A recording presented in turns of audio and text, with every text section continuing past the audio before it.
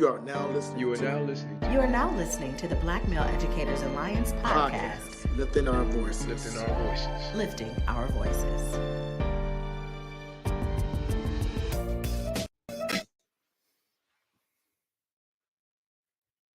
Hey everyone, happy June. Welcome to Lifting Our Voices, the BMEA Podcast. We're back. All of our educators, it is June. We're almost there if you're not there already. NBA Finals start tonight. Folks, we're grilling on Monday. We're getting there. Mike, what's up, man? What's up, Jerry, man? How you doing? Happy June. Hey, man, I'm like you said, summer is around the corner, so I'm excited. Can't wait. I cracked the grill. I got a little pre-warm up for the grill. You just throw a couple links on there, a couple burgers. But I'm ready for the summer, man. Super ready for these finals too. I think they're gonna be great. I did predict the Celtics winning that series. You know what I mean? I do want to mention that a couple of us were right. But I think this one goes 6 or 7. I'm leaning more towards the experience, definitely. But Brandon, how you feeling, man? Fresh cut. What's up, Lane? Yo, you got him together. Hey, what's up, fellas? Excited to be here. Looking forward to the game tonight as well. My family and I, we just getting over a little bit of COVID. I don't know if we can say that on the pod, but man, I'm glad to be alive. And what happened? Welcome back. Yeah. And it's just good to see y'all boys, man. I like coming on the show, when we get together. So Chris, what up, man? Yo, good to see y'all. Feeling good. Yes, me and Mike predicted the finals would be Golden State and Boston, and I call Golden State at the beginning of the playoffs to win it all. So that's definitely going rocking. I got Golden State in 6 for the record, so we got to hear recorded live. If I was a betting man, I would bet, but I don't bet. But I'm doing well. I'm dealing with a bit of a crisis, man. My AC not working properly, so it's a couple of nights ago, man. It was. I don't think anybody was happy here in Washington household, but thank the Lord for the rain. A little bit of a cool down, but I got DTE. They on the way to. I got that total home package, so just a little bit of a delay, but they should be getting me together real soon. Also, shout out to Christian in the comments, man. Good to have you here with us, man. Hope you're doing well. What's up, Christian? Yeah, I just got power back today from yesterday's storm. I wasn't sure if I was going to make it. No, it had to be a game time decision, but we're here. Warriors in 5. I'm just say that. I don't, 5. I don't really. Wow. I mean, I love Jason Tatum. I just think the Warriors in 5. I love Jason Tatum. I just need that to be clear too. Anyway, Payne, Lane, what's new with BMEA? What we got on the docket? Essentially, we closing out the year. We're reaching out for partnerships with schools and districts. What else? We do got an event coming up. We do. Yeah. Real quick, we'll be launching the application for our Early Career Teachers Fellowship of Cohort 3 in July. So be on the lookout. And then Mike, was that a sound effect or a real dog? Was that a sound effect or a real dog? Sorry, everyone. That was our first co-host, Omar. Hey, he was right on point with it. Yeah. Okay, Omar. I like that. Telling everybody to apply on July 11th. Yeah. Hey, Mike, you were saying something? Something's coming up? Yeah, man. So, school's almost out, and BMEA, we want to celebrate all our educators. So, June 17th, 4 to 6, meet us at Tony V's for a little happy hour. We got some food, some drinks. Just come have a great time. It's been a rough year, so y'all deserve it. And we want to see all the faces that we haven't been able to see so far this year. So just come together in fellowship. Come through. Yeah. And what day did you say that was, Mike? June 17th. So it's the last day for some people. I think some of you might have a disc, but listen, I ain't going to school no more after that. So June 17th, let's kick the summer off right. Hey, really quick, and we got a lot to jump into. Did you all catch any wind of the conversation on Twitter about I would say our generation and our ability to grill, cook? Yes. Did you? Yes, I did. So can you just talk a little bit about maybe what you saw and I'll add in when I need to. Well, the social media streets were saying is that our generation just don't grill no more. People were just asking around like who's grilling, and it just seemed to be that I can't really tell what age bracket they're talking about, like 20s and 30s, but we just weren't grilling. Like a lot of people aren't grilling, and part of it is that everybody's looking for a day party or somewhere to go. But I know I grill, but that's also not necessarily. I think I grill more often than people in my age bracket. Like I like to grill, so that's different, But yeah, so yeah, that's the the basis of it, People. And Chris, any thoughts before we jump all the way into the show? No, I mean, well, listen, maybe it's some merit to it because Sarah was just like, I think you grilled like 3 times all last summer. Like, I need more. So I don't know if that number is accurate. I just let her, say what she had to say. But my dad, like, he grilled like a couple times a week. I felt like in the summer. So I gotta do more. So maybe it is. I think for me, it's just like, man, listen. I like grilling, but I hate the cleanup aspect of it, and especially sometimes I click on your feet all day. By the time you're done, you don't feel like eating. So I like doing it for occasions. Sometimes it's just us at the house. It's a lot for just a. That's where you get your reps, Chris. Oh no! Listen, it goes down. I mean, I ain't never. People leave satisfied, but so I'm gonna do more grilling. So maybe I need to do more. Lane, you give us where are you at on the spectrum? Man, we grill once a week at least. It's serious over here. Are you grilling? Am I engaging in this the right way? Are you grilling? Yeah. Are you grilling? Oh yeah, man. I mean, just this past weekend, this week again already. We do grilling for real. I was raised. I mean, it's 3 feet of snow outside. My pops is on the grill getting it together. Yeah. So it is what it is. No, they really. Like block parties and all of that. Like that's like a thing you can't. In the summertime, growing up, you had the first barbecue. We had somebody had the second one. I'm talking about me, my brothers and god brothers. It wasn't a whole lot of men around cooking, so they was like, y'all got to figure it out and make it happen, and don't burn the chicken. I mean, make it. It's supposed to be a little charred, but you know what I'm saying. Like, don't be disrespectful. Okay, listen. Chris, the propane is. I don't know which one of y'all got the propane.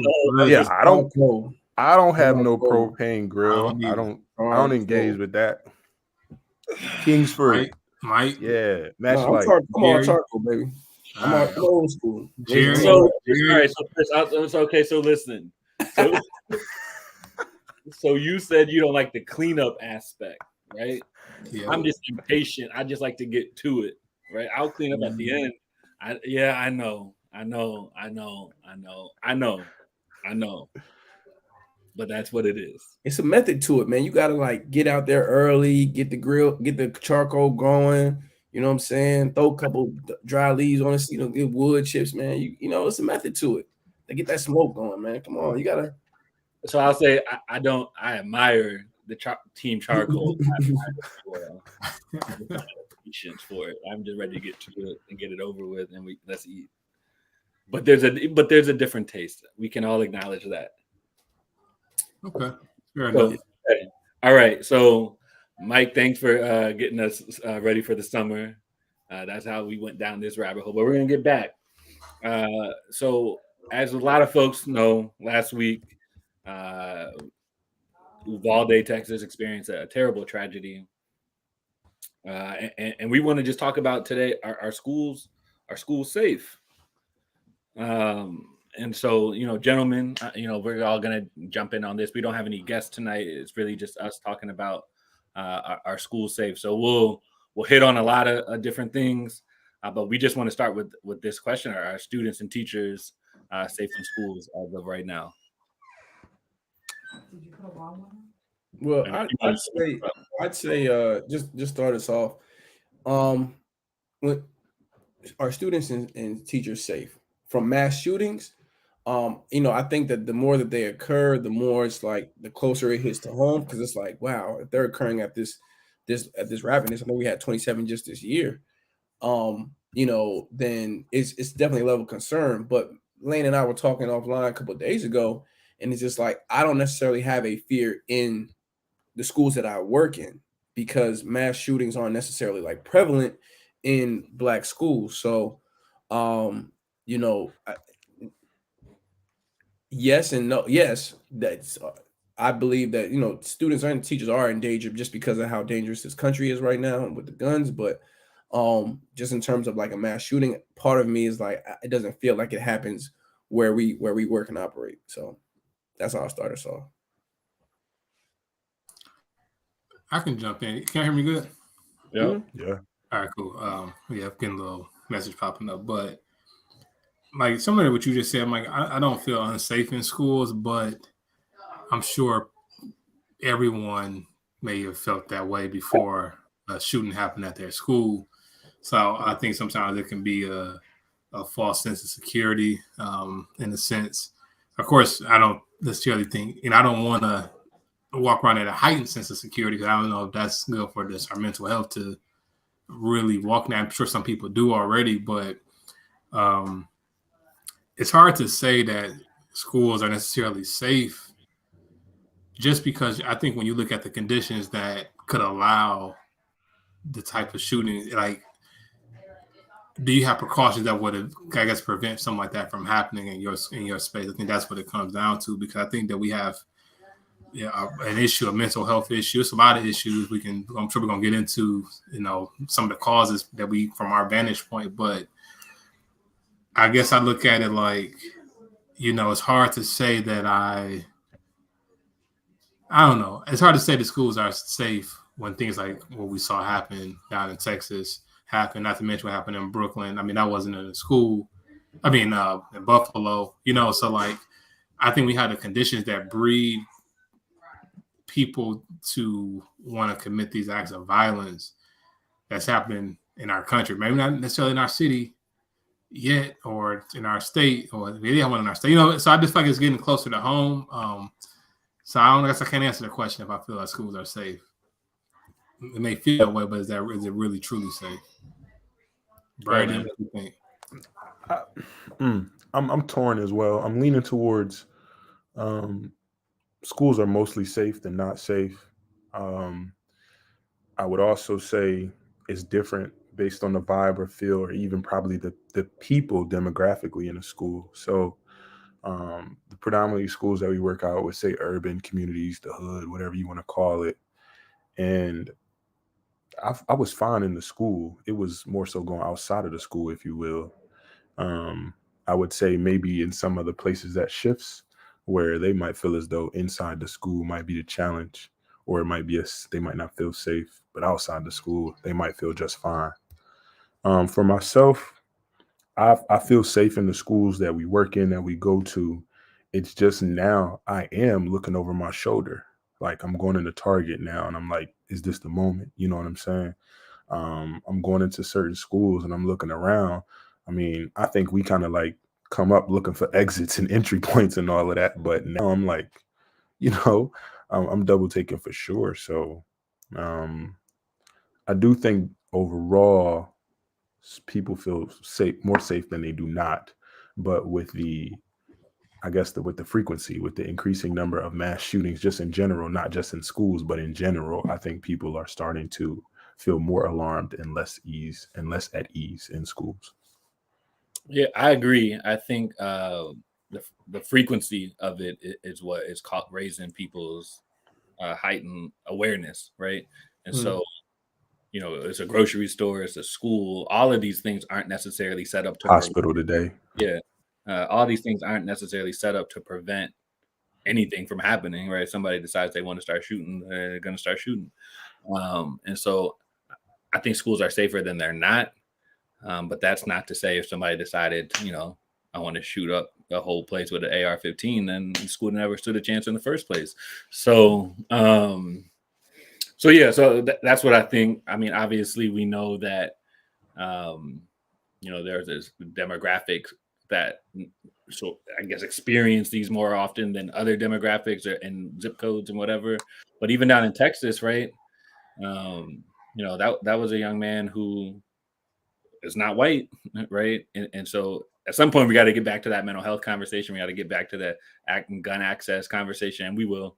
But to Blaine's point, it feels like things are closing in, right? So like, there was a point where it was, that'll never happen to me, right? And I think everybody started to shift towards, what if it does happen to me, right? Is this the time when I'm in target, to Lane's point? So I think generally, yes, people are safe, but it's certainly not easing anybody's anxiety when this is starting to happen every day, it feels like. Yeah, and to your point, I also think that like when we look at, because the mental health part, right? Mental health is definitely a big part of it, and I've also said that like we don't speak about mental health to children or like talk about or teach mental health enough in schools, and we see a lot of these school shootings are from teenage boys, right? I don't think there's been a girl yet, like don't misquote me, but I think all the mass shootings have been from teenage males, and the access to guns, right? So you have a combination of things that all need to be addressed. I don't think it's just one thing that needs to be addressed. Can schools be safer? Like, can they be more precautions? I believe so. Do we need to do more mental health? Absolutely. And do we need gun control? Absolutely. You know what I mean? Because like to Brandon's point, the shootings today at the hospitals, that guy bought that gun to the same day. He had an AR-15 the same day. And so it's just, it isn't like we don't have, there's nothing we can do to prevent it. We just like the country's not doing anything. I got a question. When you all say the hospital today, we're not talking about Oklahoma from yesterday? Was there another one today? It was in Ohio. Oh, wow. Oh, really? Wait. What? It was another shooting? Yeah. Wait, a hospital shooting in Tulsa, Oklahoma. Was there another one? There was a hospital shooting in Ohio. Today? Yes. Following the Tulsa? Yes. And it got overshadowed because of Tulsa. No. Dayton, Ohio. Okay. I mean, I hate to laugh about it, but that's where we are. That's where we are. There is the news media is trying to keep. I mean, the media gets the clicks and all that stuff from the shooting, so it's not like they want to ignore them, but they're happening so frequently. It is hard to even keep track of the shootings. And the Buffalo shooting was really fresh a couple weeks ago, and we've already had to move past that because of the frequency of it, and that's not normal. It's not normal at all when the country like letting it happen. So if we go back into the school with it for a second, where are folks at on teachers carrying guns? Well, I'm going to jump in on this to start. Go ahead. I don't have a big opinion. I'm sure Brandon, like, he really got a lot to say already, but I'm not a fan of it in the sense that I just don't think that. I just don't like it. I don't like the idea of my kid being in a room with some adult with a gun, and I think there's other measures we can take than trying to rely on this trained teacher to now be a pseudo-trained protector with a gun. I mean, I guess it's better than nothing if something that happens, but I just think if we get to that point where that's like our solution, I think that a lot of people in power are refusing to take a critical stance on like trying to fix the issue. On the other hand, I know there are people who carry guns, who carry weapons in different places, store where they go. So for some people, it's just a normal practice. Of course, they can't. Up until now, there's some places starting to allow that, but personally, I'm not a fan. But it doesn't.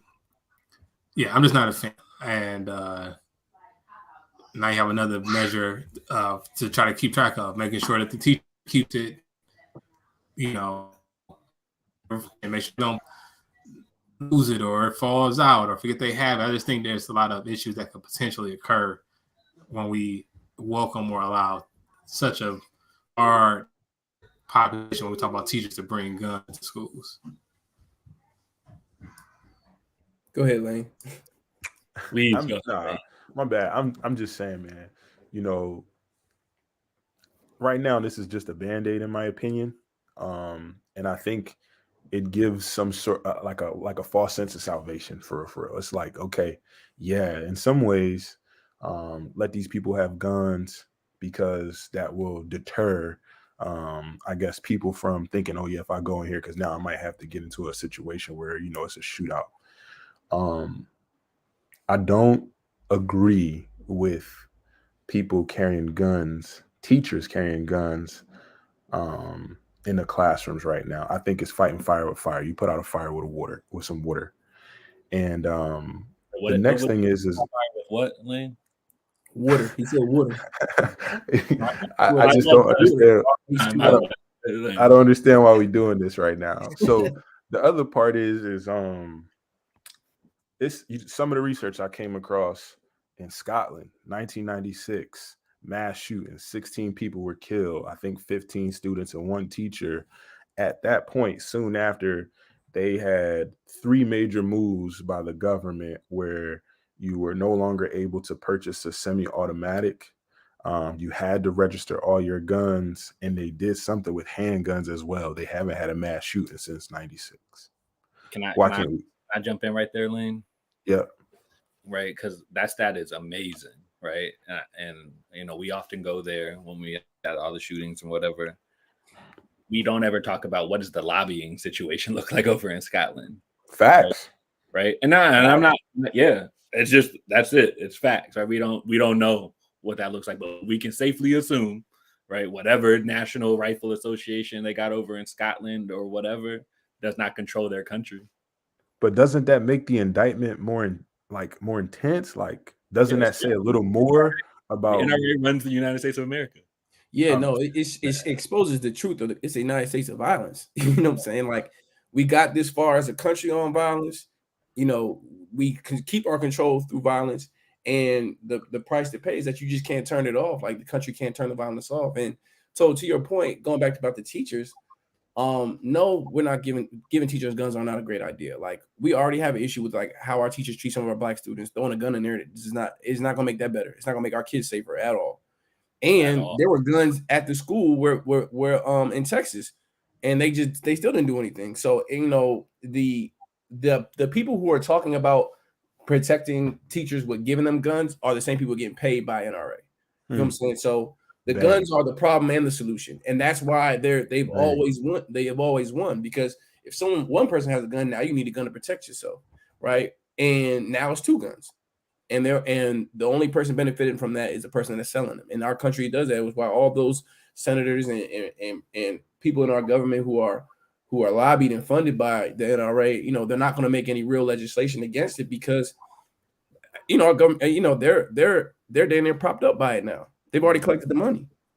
So let me ask you this though. I like to kind of play the contrarian perspective sometimes, but like, do you really believe it's a matter of the reason that some people, citizens are so, well, politicians take them so protective of like these gun laws and gun rights? Do you think it's literally because of funding, or do you think people really just fundamentally believe in that right to bear arms?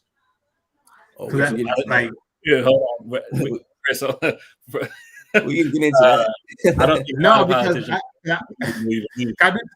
because to me it seems like, I mean, I think those are 2 different kind of viewpoints. I think people just really have this infatuation with wanting to be able to carry a gun to protection.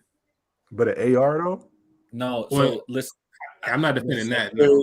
The senators, a lot of the senators are millionaires, right? Like, they don't need to play around with guns necessarily, right? Like, they don't live that lifestyle. They just are from whatever state, right? And the NRA says, here's however much of a bag of money. This is what you're about to say, right? Like, I don't think most of the senators are infatuated with guns, right? And so to your point, like I just said, I don't think they fundamentally believe in a whole lot of anything. I think it's whatever the money says is where they're headed, because they want to preserve the power and access that they have. But this is getting to a whole other thing. Go ahead, Mike. No, I mean, I think just to continue what you're saying, the constituents, I do believe, are attached to the guns. Yeah, well, of course. Yeah. So what they are saying, like how they are getting funded and then how they're getting reelected, is the fact that they are paying off of the fears of their constituents, right? Right. Which is right. crazy because it's like, you're not going to take my guns, let the government is going to control me, overthrow me. Like, baby, if the government comes for you, there's nothing you can do. The AR is not going to save you. What's got going on. Our government has blown up blocks in this country. Like, you're not doing anything, but also protection from, how the media portrays crime and criminal. All these shows are projecting like this fear that keeps it going. Like, you're afraid of someone breaking in your house. You're afraid of being robbed on the street. You're afraid of all these things.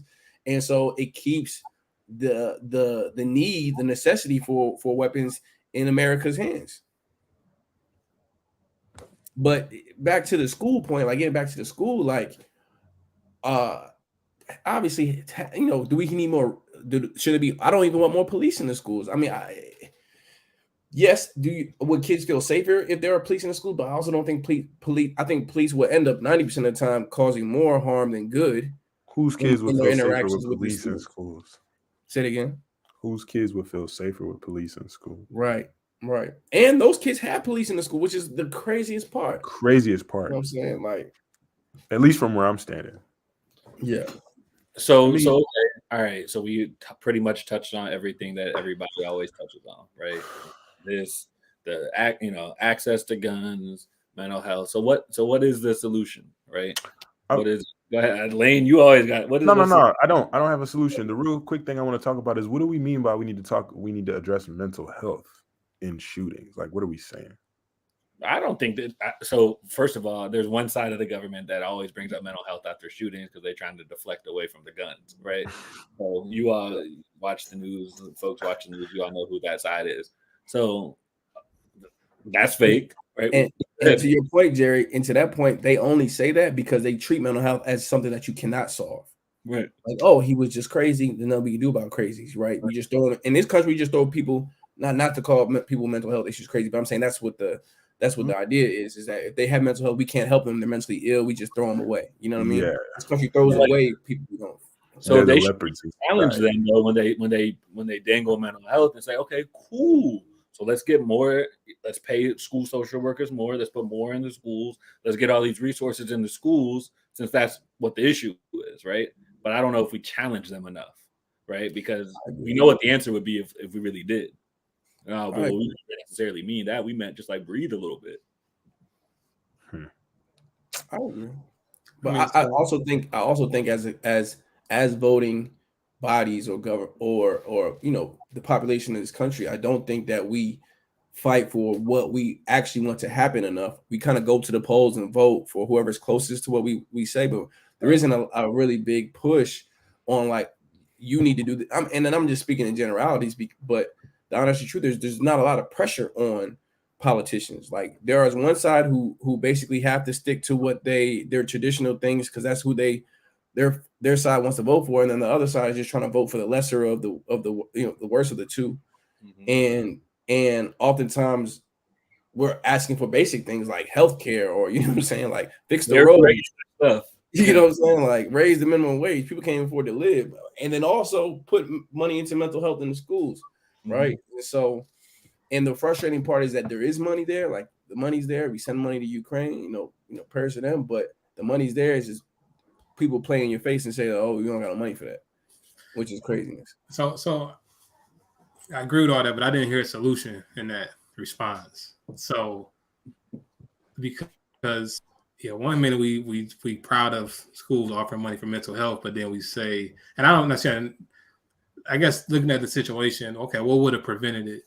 Because I also, even if you were to ban the sale of assault rifles, which I'm in support of doing that, I think if a person is deranged enough, then they may access a handgun in their parents' home, or a shotgun, or any other kind of weaponry if they want to do that. So I do think there's an aspect of someone obviously being mentally unhealthy that shouldn't be ignored. And I was somewhere, I'm trying to think, I forgot what I heard it at. I don't know if I even agree with this statement, but they said sometimes kids who hate school or attack schools, they learn to hate it from being in schools. So I guess my point is well, how do we prevent it though? I mean, So, I know it's a tough question. I don't think none of us can just answer it, but I'm just curious. I think we're all human beings. So let's just start there, right? There are kids getting bullied in schools in all the countries in the world, right? They don't have access to guns. There are so many guns in the United States of America. Bruh. Laws are what they are. They make them easily accessible. We are far and away the country that has the most access to guns, right?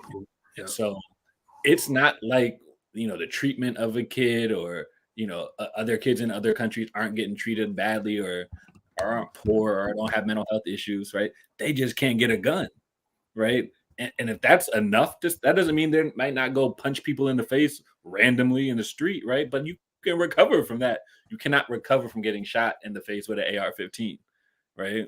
And so for me, I don't know if there's a total solution, right? But blocking access to guns it's not that hard, right? It's not that hard. Yeah, I agree. And I think another aspect of it too is though, it's like, I think just culturally we have a lot of just negativity, a lot of just like we live in such a racially charged society. We we are of course, everyone has political parties probably around the world, but like we live in such a segregated and like we're in such conflict. So I think it's and that's why I do think sometimes some politicians got to take blame for that because they create some of these conditions that it's like it's us against them. You know what I mean? Like it's this side versus this side. And I think that can come down and plays out among racial lines, amongst, socioeconomic lines, right? And I just think that's another part of our society. Even if you listen to just popular culture, like stuff that we see on TV, like we see violence in a lot of forms. Mm-hmm. So I wonder, like, the impact that has on the undeveloped brain that is, has some kind of hatred that gets developed. And like you said, Jerry, the access to guns, you know what I mean? Like, I think it creates a perfect storm, if you will, for chaos to happen. And I think that's kind of where we're at, unfortunately. And I don't know the next set of steps to try to make the situation better. I really don't. Lane. Yeah, I think the solution right now is access. We got to change the ability for people to have access to guns. The background checks, they have to become, I guess, a little more stringent. I mean, you're just looking to see if you have criminal activity on a background check, phone that in or type in a couple of... Really quick, I don't mean to interrupt. To Scotland, I saw that same thing you have seen. I think their background check is so tedious, right? It's really inconvenient to go through it. Yeah. Right? Yeah. So probably just like, I don't need a gun that bad. Yeah. And another person made a good point. Like where we lived, and this person in rural Montana, we use guns literally to put food on our table. You understand what I'm saying? Like, come on, let's go. Some people like to actually hunt. You know what I'm saying? I think that's appropriate. Like, I'm not trying to say people shouldn't have you got a right to bear arms, do your thing. But in this situation, like, to me, I ain't gonna go that far, but all I'm saying is like, definitely to me, the immediate solution right now is to address access, and we have to limit that through the background checks. Also, I don't see why anyone needs to have a semi-automatic like rifle. Like, I don't understand why that's needed for a regular civilian who's gonna go hunting or who's trying to protect their home. You understand what I'm saying? Like, back in the day, it was a sawed-off. It was the double pump. Like, that's what you had. That was the peacemaker. I think we need to go back to that. You understand what I'm saying? All that assault rifle stuff, those are for, I guess, wars. And we changing the way we fight in wars. You know what I'm saying? Wars is fought with the click a couple buttons and that's it.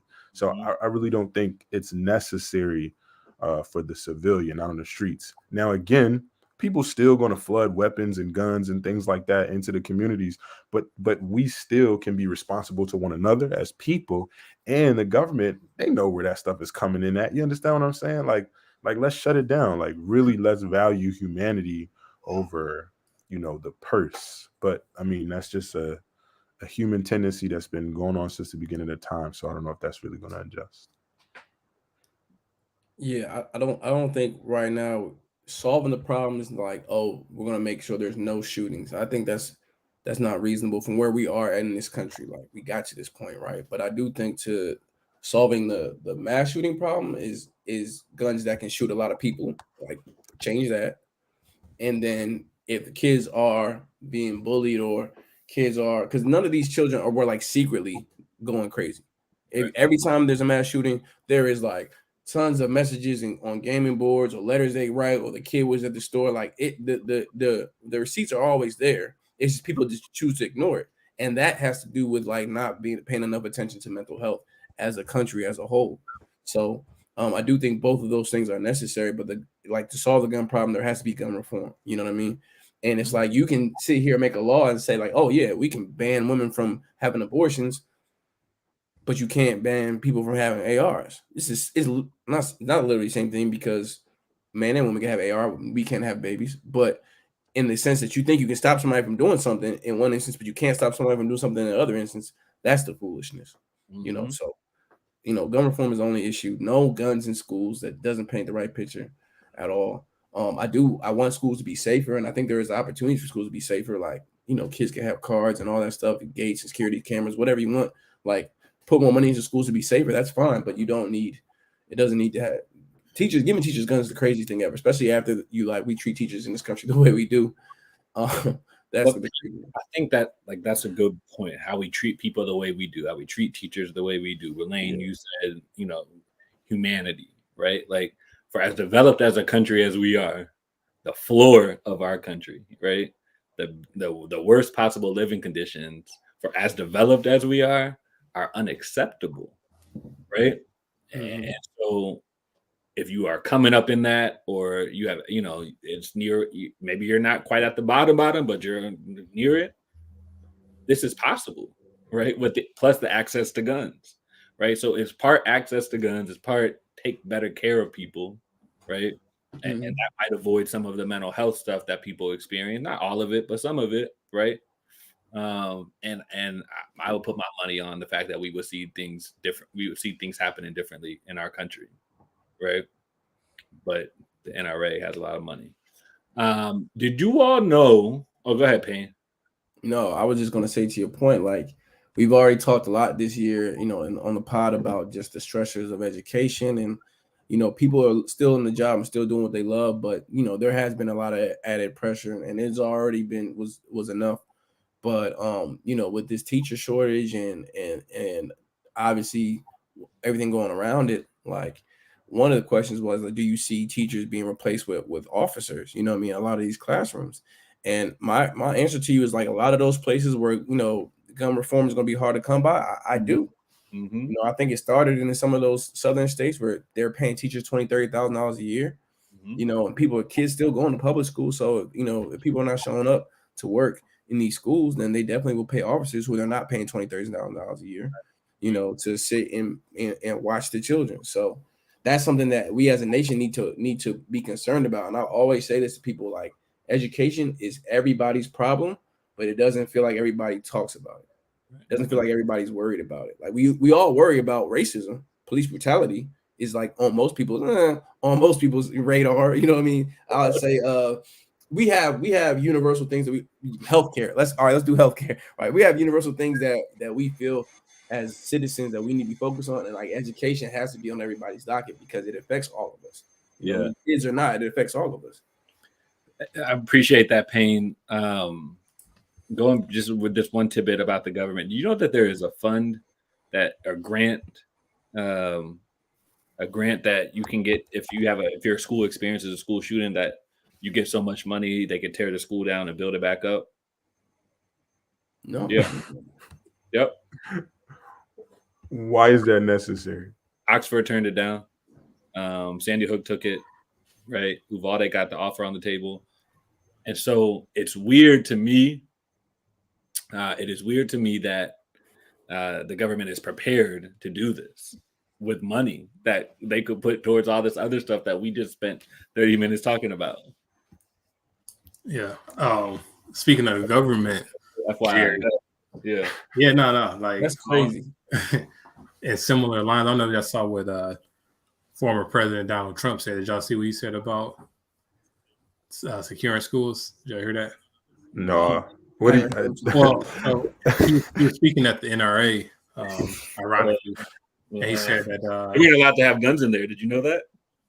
He said they were not. We're not allowed to have guns in the conference. Oh, well, that's interesting. Yeah. Yeah. But essentially, and sure, he said, you know, the U.S. government should stop sending money to like Ukraine, and also they should take back like COVID relief money from states that haven't used it or whatnot, and then they should use those funds to secure all schools with like impenetrable, you know, security measures. Want to build the wall around this? Well, you know, yeah, he may have actually said that. So I'm just curious, though. I mean, like, I know the messenger is not a favorite of ours, but like when we think about alternatives to saying teachers should be armed, should there be universal like security practices in place where it's like, hey, all doors are like, you know, like, should there be security measures built in place? Because on one hand, if a place is secure, then we can control who comes into it.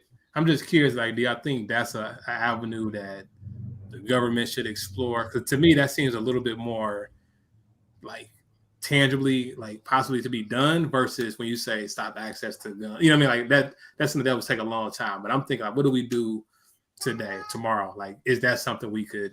Do y'all think that's any merit in that?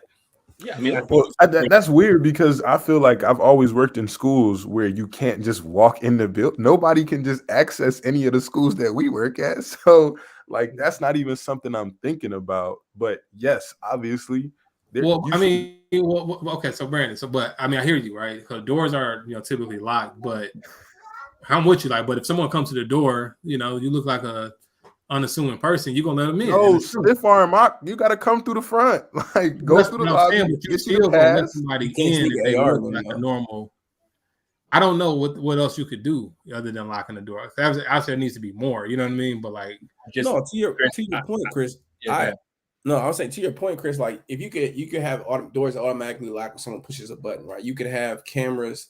Oh, you're talking about like throughout if an alarm goes off, like code red, shut the building down. I don't know. I'm throwing it out there. Yeah, can schools have more security measures? Yes. I think the schools that do have a lot of security measures aren't the ones getting shot up. And I don't think it's because of the security measures. So, but to your point, like maybe he's talking about them schools that are more susceptible. Do they need more security measures? Because usually they don't. I don't think there's anything wrong with that as long as it's not invasive into like kids. You know what I'm saying? Because like oftentimes like you lose more and more of your like, I don't say freedoms because we ain't got none, but like more and more of your personal privacy and space when, you know what I mean, things happen that don't really affect you or the spaces you're in. Like, I think we need to focus on, because they do it everywhere else, focus on like where is the problem happening, what's like where is you see a pattern and start to like cause. Man, I don't think you can just find a pattern though. Like you can't. I'm saying that if they want to give if they want to give every school money for security, cool. I don't think it's going to solve the gun problem yet. It might make it harder for certain places, but I think things will just adjust. But like to your point, if they want to spend the money on security, I don't think it's a bad thing. Better building, maybe more efficient building, but you're still gonna have the problem. Yeah, it's like everything's kind of band-aids, you know what I'm saying? It's like for sure. That's just like a band-aid. You band-aid, but it's just interesting. I wonder when we get to the point where we see metal detectors in like these suburban schools and I'm not sure if we do. I know I've been in schools in our city with metal detectors, so I'm just curious will we see that in other areas. I'm just curious on what's going to happen. I think something needs to happen. I feel like there's a lot of band-aids that we hope hold it together. I think the average citizen would prefer their kid not go to school and have to walk through a metal detector, right? I think most people would prefer their kid not have to do that, right? But we're approaching that being a legitimate conversation just based on how things are going, right? So if people can justify in their brain that I probably don't want our kid doing that, they should be able to justify a lot of the things that we just talked about as well. Right. So it's really about choice. I think ultimately, and I'll die on this hill, our society is screwed up, right? And so until people have better conditions, I think we're just going to continue to see terrible things happen because people aren't being taken care of. So yeah, I think what you'll end up seeing is adjustment state to state. And that's overall, I think that's what everything's happening. I think everything states are just going to pick and choose what they're going to do.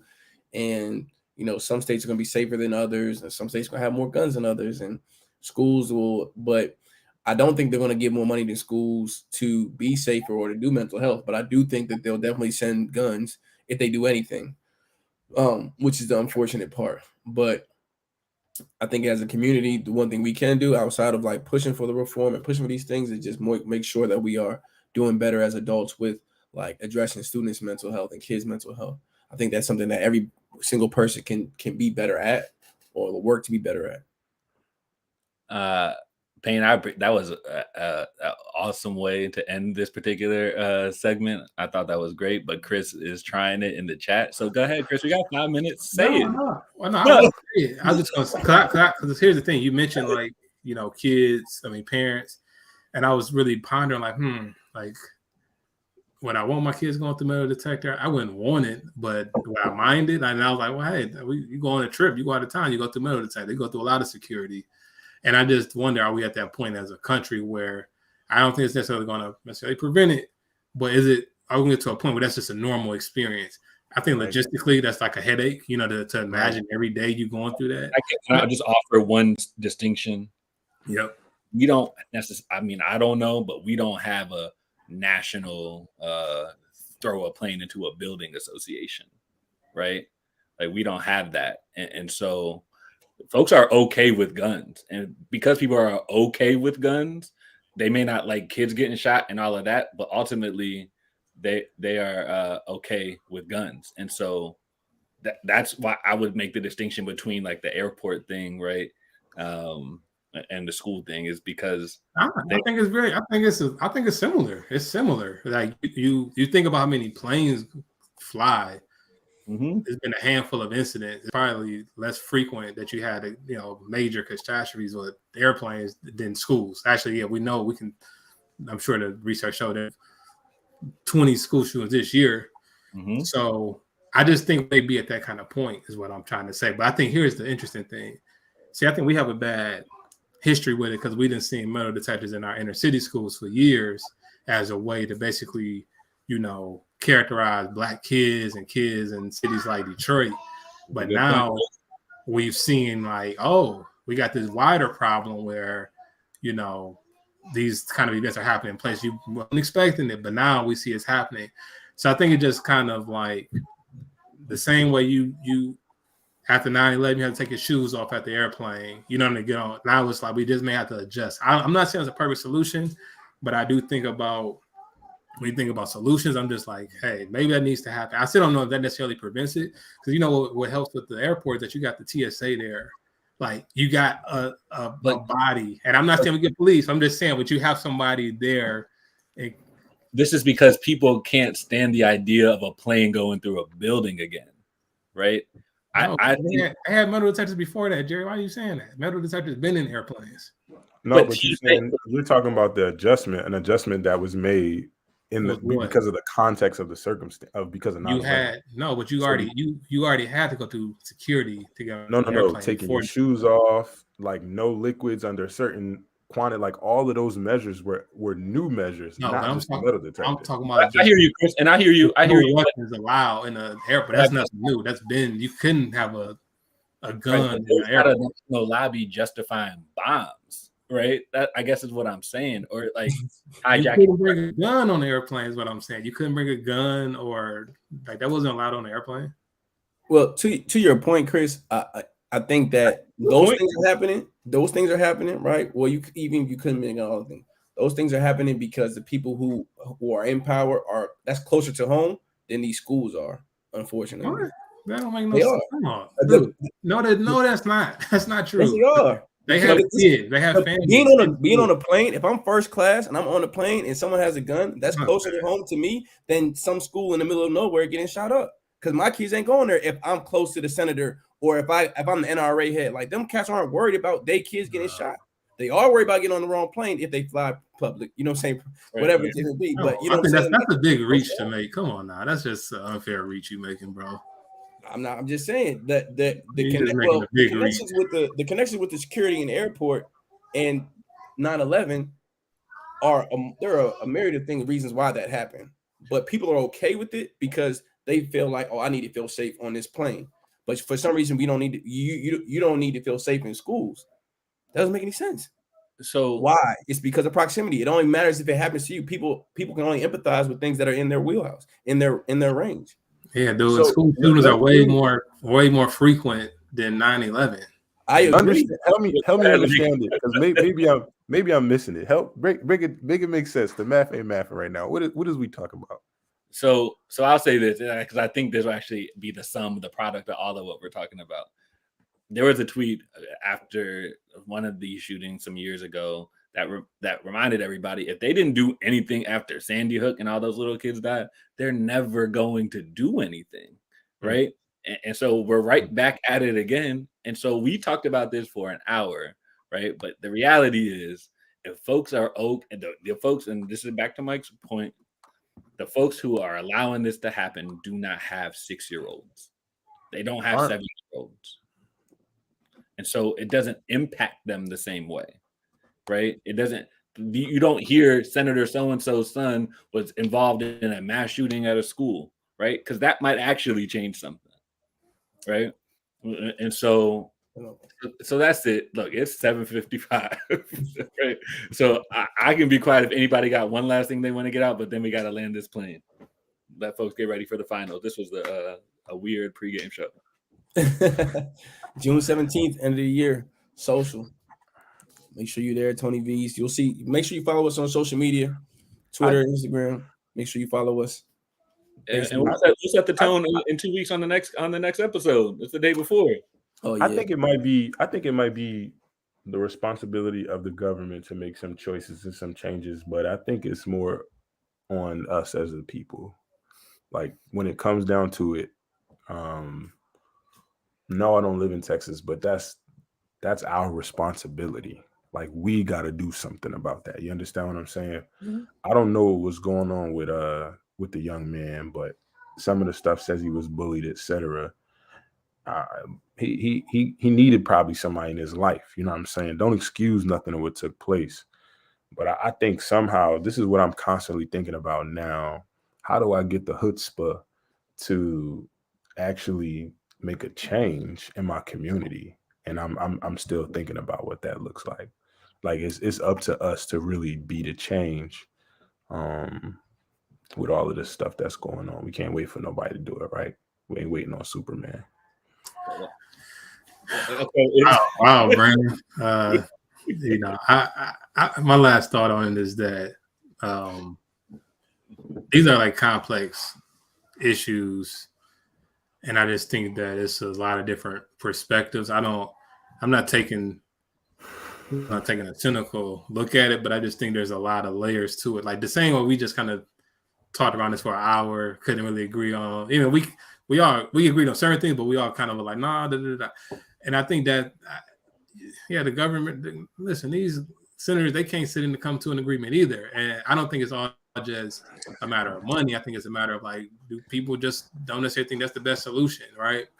But also, I think there's the mental health aspect, there's a societal aspect. You know, it's just a lot. So, what are you laughing at, bro? What y'all laughing at? You, man. Huh? Hey, I agree with you though, Chris. Man, what's funny, bro? Like, I'm trying to talk out laughing. Like, what's My bad, man. Chris, it's blame for bro. Keep talking, man. He gonna tell you to say, Chris. But look, you right. I mean, this was probably the most we've argued about any topic. You know what I'm saying? So it is an easy topic to cover. You know what I'm saying? I just think that steps in the right direction is better than doing nothing at all. And I think right now it feels like the government, the people, we kind of just are doing nothing at all. And so I would love to see something happen. Not guns on teachers' hands, but something else. So that's my last word. I appreciate you, gentlemen. This was a spirited conversation. If any senators or Congress members need us to come to hearings, we're happy to do it. We will be back in 2 weeks. We will lighten up the tone. A lot of us will be 1 day away from our summer break, so it'll be celebratory. We made it type feel. So we appreciate everybody joining in tonight. Enjoy the finals if you're watching. This is Lifting Our Voice to the BMEA Podcast.